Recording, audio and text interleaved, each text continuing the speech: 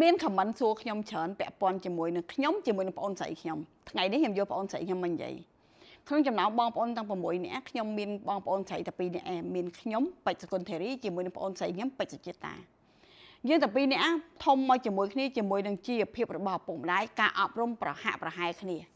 តែផ្នត់កំណត់របស់យើងពិតជាមិនដូចគ្នារាល់ថ្ងៃនេះបងអូនស្រីរបស់ខ្ញុំគឺជាអ្នកបន្តវេននៅអាជីពជា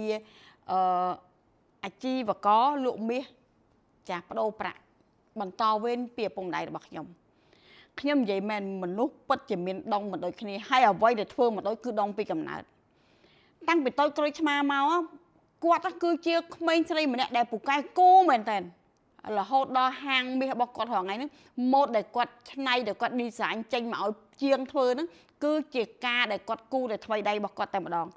អក្សរគាត់សរសេរក៏ស្អាតជាងខ្ញុំដែរចំណែកអក្សរខ្ញុំបងប្អូនកូនក្មួយមិញនិយាយប្រាប់ថងអក្សរដុកទ័រមិនគឺអញ្ចឹងទើបខ្ញុំខ្លាចទៅជាបងរបស់ដុកទ័របងដុកទ័រថាប្អូនខ្ញុំដុកទ័រច្រើនអ្នក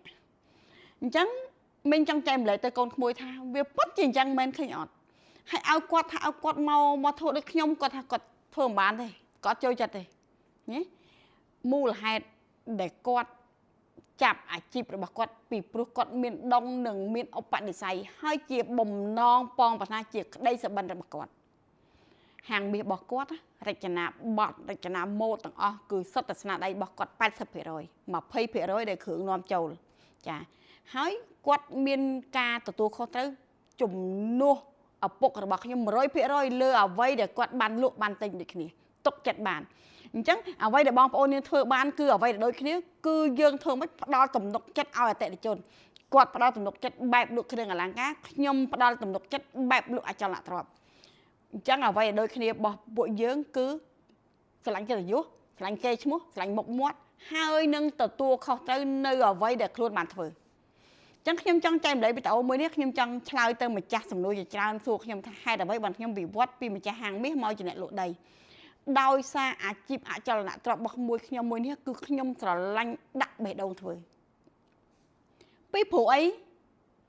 គោលដៅអត់ដូចគ្នាយើងថាធ្វើម៉េចគោលដៅយើងគឺយើងបង្កើតពិភពចំណូលអញ្ចឹងចំណូលមិនចាំបាច់តែលក់ដីមិនចាំបាច់តែលក់មាសមិនចាំបាច់លក់ឲ្យតែយើងច្បាស់យើងជំនាញហើយយើងប្រកាសជាយើងរកលុយបាននៅលើវិស័យអស់ហ្នឹងហើយក៏ប៉ុន្តែពេលដែលខ្ញុំចំណេញលុយពីដីខ្ញុំទៅទិញមាសអាអ្នកលក់មាសហ្នឹងក៏វាទិញដីដែរនិយាយកុំឲ្យលឺអូខេ